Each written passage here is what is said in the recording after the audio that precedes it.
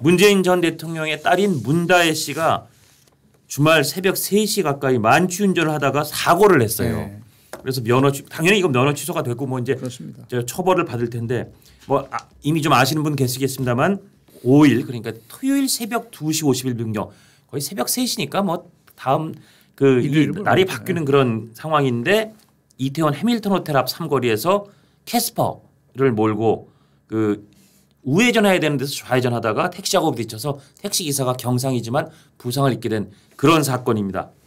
자, 여기 저희가 조금 그래픽을 준비해봤는데 좀 보여주실까요? 그게 요새는 웬만하면 CCTV가 다 있기 때문에 그냥 다 도망갈 잡힙니다. 수가 없어. 다 밝혀지게 돼 있죠. 그러니까 저 좌측 하단에 있는 게 이제 행위를 칠 뻔한 모습이고요. 그러니까 워낙 음주가 심한 상태이기 때문에 행위를 칠 뻔한 상황도 있었고 왜냐하면 차를 탈 때부터 비틀비틀거리면서 탔다는 거거든요. 그렇죠. 그리고 그다음에 이제 우측 상단에 있는 사진이 저것도 CCTV를 캡처한 사진인데 저 빨간 동그라미한 차가 문다혜 씨가 지금 만취 운전 중인 그 차량이고 저 차가 사실 저기서 딱 봐서 아시다시피 우회전을 해야 되는 차선인데 저기서 무슨 이유에선가 아마 가는 방향하고 다르다고 생각했겠죠. 이 취중에도 좌회전을 하다가 택시를 받아서 이제 사고를 일으키는 그 직전의 장면을 저희가 이제 보여드렸습니다. 문다혜 씨가 이런 사고를 낸 건 뭐 전직 대통령의 딸로서 그리고 요새 또 공인 사실상 전직 대통령의 딸이면 뭐 준공인이나 다름없는데 논란이 중심에 있는 와중에 이런 사고를 냈다. 일단 한마디로 좀 평가를 해 주시죠. 우리 조금 전에도 얘기했지만은 뭐 준공인도 공인에 대해 버금가는 나름대로의 지위를 누렸던 사람 아닌가요? 그렇습니다. 예. 그렇다고 한다면 누구보다도 음주운전과 관련돼서 아니 문재인 대통령이 얘기를 했잖아요. 아버지가. 맞습니다. 2018년 10월 10일 날 예를 들어서 이거는 단순한 실수가 아니라 사람을 죽일 수 있는 살인행위와 같은 것이고. 그걸 제가 워딩을 조금 읽어드리겠습니다. 문재인 대통령이 음주운전 관련한 발언 이런 걸 하셨어요. 말씀하신 2018년 10월 10일에 그 장병이 음주운전 차량에 치여서 뇌사 상태 빠진 그 상황에서 문재인 대통령 발언입니다. 음주운전 사고는 실수가 아니라 살인행위가 되기도 하고 다른 사람의 삶을 완전히 무너뜨리는 행위가 되기도 한다. 또 뭐 다른 말씀은 이런 얘기도 하셨어요. 음주운전은 습관처럼 이루어진다. 음주운전을 실수로 인식하는 문화를 끝내야 한다. 또 재범 가능성이 높은 음주운전의 특성상 초범이라 할지라도 처벌을 강화하고 재범 방지를 위한 대책을 더욱 강화해 주기 바란다. 이게 문재인 대통령의 직접 한 워딩입니다. 그러니까 문이란 말도 나오잖아요. 문다혜의 적은 문재인이다. 그런 말이 나오죠. 근데 이런 넘어서서 최근에 그 음주운전과 관련돼서 굉장히 세간에 관심이 있었던 게 트로트 가수 김호중 씨가 맞습니다. 얼마나 음주운전과 관련돼서 막 경각심문이가 많이 묻혔잖아요. 그분도 다 그걸 받지 않겠습니까? 그러니까요. 일반 사람도 아니고 그래도 전직 대통령의 딸인데 그것도 뭐 완전히 만취된 상태에서 아니 그리고 뭐 요새는 저도 뭐 그렇게 많이 술은 하지 않지만 술 한 잔만 더 대리운전 부르는 게 습관화돼 있거든요. 맞습니다. 그리고 뭐 옛날에는 이게 0.05가 넘어가야 면허 정지고 0.10을 넘어가야 취소일 정도였다가 이거 갖고 안 된다 그래서 엄격하게 커트라인을 내렸거든요. 0.03 넘어가면 면허 정지, 0.08 넘어가면 면허 취소. 근데 이번에 0.14라고. 이건 그러니까 면허 취소 기준에 거의 2배에 가까운 정도로. 가까운 그 술을 먹었다면 오히려 그럼 난 주변에 있는 사람도 참 이상하죠. 그럼 차를 못 타게 해야 되잖아요. 근데 그 시간 새벽 2시 넘어서까지 마셨으면 아마 다른 사람들도 뒤에서 잘 조심해서 들어가 하면서 뭐 각자 택시 타고 뭐 대리기사 부르고 이러느라고 아마 뭐 말리지 못했을 수도 있지만 어쨌든 그건 본인이 갖고 대통령이 전직 대통령의 딸로서의 공인의식이 있었어야죠. 다트의 연장선에서 말씀드리기는 좀 그렇지만 가장 대표적인 게 문다혜 씨와 관련돼서 지적을 한 것 중에 하나가 뭐냐면 이게 공인인식이었었어요. 왜냐하면 아버지가 대통령이 되면은 해외에 있다가도 통상적으로 보면은 들어오죠. 그러니까요. 근데 어떻게 아버지가 대통령이 2017년에 됐는데 2018년 1년도 정도 지났던 거예요.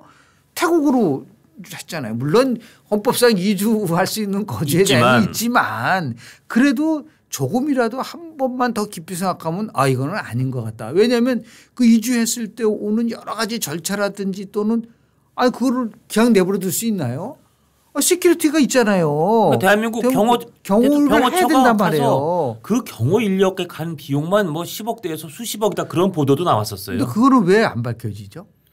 그래서 이제 그때 도대체 왜 갔을까에 대한 국민적 그 의혹은 아직도 남아 있는 가운데 갔던 과정도 저희도 그전에 한번 다뤘습니다만 그 대통령실에서 친인척 관리를 담당해야 될 그 행정관이 가는 편의도 봐주고 알아봐줬고 심지어 그 타이스타jet에서 그 사위에게 취업을 제공해서 굉장히 아주 널널하게 근무하면서 아주 고액의 연봉을 받는 그런 임원 자리를 가는 것도 대통령실의 누군가가 이렇게 주선해줬다 이런 의혹이 지금 증폭되고 있는 상황이죠. 본인은 태국에 있으면서 예. 양평동에다가 지어가지고 거기서 나름대로 사적 이득을 그런 게 공인인식이 있나요? 또 하여튼 서울에 한국에서 산 주택의 여러 가지 임대료라든지 그런 수익을 그것도 또 대통령실 직원이 관리해 줬다는 의혹도 있고. 그러니까 이게 그렇다고 한다면은 이거를 절대적으로 해서는 안 되는 거잖아요. 맞습니다. 사적으로 이용을 하는 거잖아요. 예. 공과 렴이 없잖아요. 맞습니다. 예. 완전히 이런 것들의 연장성선에서 볼 수밖에 없다. 예. 그러니까 이게 나름대로 인식 체계가 망가진 거예요. 인식 체계가 망가졌다. 인식 체계가 망가졌기 때문에 저런 일들이 다반사로 나오는 거죠. 저게 한 번만 된 게 아니라 지금 생각해 보세요. 문대희 씨와 관련된 게 저는 다음에 또 어떤 게 또 터질지 모르겠어요. 예. 이런 것들이 계속 나온다는 거는 아마도 그런 자기가 어떤 위치에 있다는 거를 전혀 인지하지 못하고 있는 거잖아요. 거기에 자신이 대통령의 딸이고 그래서 많은 대중과 국민들의 시선을 받고 있다는 거에 대한 요만큼의 책임감, 요만큼의 어떻게 지켜야 된다는 준법 의식 이런 게 없었던 거죠. 아니 지금 예를 들어서 이 음주 만취 운전 사고 이전에 문대희 씨와 관련된 게 얼마나 많이 나왔어요. 심지어 그것 때문에 지금 아버지인 문재인 전직 대통령이 뇌물수수 혐의로 그렇습니다. 기소가 될 위기에 처해 있지 않습니까? 그때 또 무슨 뭐 문대희 씨를 옹호하는 글을 보니까 이건 정말 정상이 아니다. 얼마나 스트레스를 받았으면 그랬을까. 제가 그 몇 가지 네티즌들의 참 뭐라고 그래야 되나요? 정말 터무니없는 반응을 몇 가지 읽어드리고 대화를 이어가겠습니다. 이건 정유라 씨가 어서 보고 이제 본인 페이스북에 캡처해놨는데 네티즌이 이렇게 옹호했다는 거예요. 문다혜님 일부러 희생하신 것 같다. 아버지 잡아가두려고 하니까 자기가 대신 희생하신 느낌. 예수님 생각난다. 예수님 여기서 거론하면 예수님이나 크리스찬들이 얼마나 기분 나빠하겠습니까? 그 외에도 뭐 우리가 이해해주고 감싸줘야 한다. 얼마나 괴로웠으면 음주운전까지 했을까. 딱하다. 기레기. 이건 기자들을 아주 험하게 부르는 참으로 불쾌한 호칭인데 기레기들 더럽게 기사거리가 없나 보다. 장관도 아니고 연예인도 아닌 사람의 음주운전했다고 기사까지 내는 건 조회수 때문인가. 또 이런 것도 있어요. 야 그래도 전직 대통령 딸인데 경차 타고 다니신 거 보니 제대로 된 분인데 너무 안타깝다. 전직 대통령들이 소형차 타고 다닌 것도 대단하다. 심지어 정치 보복이다. 우연히 경찰이 검문하고 하필 우연히 그곳을 문대희님이 운전해서 지나간다. 확률이 얼마나 된다고 보나. 음주에도 안 걸리고 운전하는 게 현실. 이건 다 팩트도 틀렸어요. 그렇습니다. 다 틀렸죠. 단속이 걸린 게 아니라 사고를 냈기 때문에 이 일이 불거진 거거든요. 그러니까 이게 사실과 가치를 혼돈하기 때문에 그런 거거든요. 사실과 가치. 네. 사실은 만취 운전을 했고 사고까지 냈다라는 게 사실이잖아요. 거기에 자기가 한 7시부터 거기 무슨 꽤 맛있다고 하는 뭐 미슐랭 가이드에 선정된 고깃집에서 식사를 하고 한 뭐 몇 차례 또 옮겨서 결국 이태원 일대에서는 정말 장시간 술을 마시고 2시 50 몇 분이면 그러니까 새벽 2시 넘어서 이제 출발했다는 얘기인데. 그렇습니다. 그런 굉장히 많이 마셨을 거예요. 보면서 이게 도대체 우리에서 얘기하는 이제 도덕이란 무엇인가, 윤리란 무엇인가 이런 부분에 대해서 본질적인 질문을 던질 수밖에 없습니다. 그러니까 맞습니다. 그 마이클 샌델 교수는 이제 정의란 무엇인가라는 책으로 굉장히 유명하지만 실은 그분이 쓴 책 중에서 더 굉장히 그 심도 있는 책은 왜 도덕인가라는 책이 있어요. 왜 도덕인가 들어봤습니다. 네. 이런 인간 생활 속에서 도덕이 무너지게 되면은 어떻게 되냐면요. 정의가 무너지고 정의가 무너지면 원칙이 무너진다는 거예요. 그러니까 이게 단순한 만취운전 사고가 아니라 이걸 통해서 대한민국 전체의 도덕과 윤리가 붕괴된다고 한다면 그건 우리 사회가 나쁜 방향으로 가고 이걸 옹호하고 더 나가서 이게 또 무슨 뭐 근데 또 하나 황당한 거는 예. 저는 민주당이 어떤 반응을 보일지 궁금했었어요. 민주당이요. 예. 근데 별로 이렇게 반응이 뭐 그래서는 안 되는 거 아니냐라고 하는 그럴 수밖에 없는 게 우리 이재명 대표도 예. 음주운전 전과가 있지 않나요? 그러니까요. 그러니까 이게 음주운전과 관련돼서는 굉장히 곤혹스러운 정당이 돼버렸다라고 예. 할 수밖에 없는 예. 아주 굉장히 단호하고 이 부분에 대해서는 아주 추상 같은 나름대로의 그런 그 응징은 아니더라도 평가가 나와야죠. 예. 그럼에도 불구하고 자신들한테 불리할 때는 침묵하고 그저 처음부터 끝까지 그냥 김건희 여사 명품백수부터 시작해서 최상병 특검 이 문제만 가지고 막 물고 늘어지니까 균형 감각을 잃어버린 거예요. 균형 감각이 무너졌다. 그냥 무너질 수밖에 없다라고 말씀드릴 수 있는 거죠. 예. 국민의힘의 김희정 의원은 또 이런 얘기도 했는데 이것도 좀 귀에 네. 그 귀담아 들을 만한 말 같은 말씀인데 이번 달이 이태원 참사 추모의 달입니다. 맞습니다. 이게 10월에 이태원에서 네. 그런 그 비극이 있지 않았습니까? 근데 그 이태원 참사 추모의 달에 문다혜 씨는 바로 그 이태원에서 야심한 시각에 정말 위험천만한 만취 운전을 했다. 그래서 결국 사고를 했다. 이런 얘기를 페이북에 올렸는데 이것도 사실은 만약에 입장을 바꿔서 보수 진영에 이 정도의 지위를 갖고 있는 분 전직 대통령의 아주 가까운 가족이 이태원에서 이런 사고를 냈다고 하면 민주당에서 얼마나 어마어마한 그 집중 포화를 보냈겠습니까? 예, 뭐 아마 국회에서 지금 국정감사 잠깐 중지하고 그 부분에 대해서 예?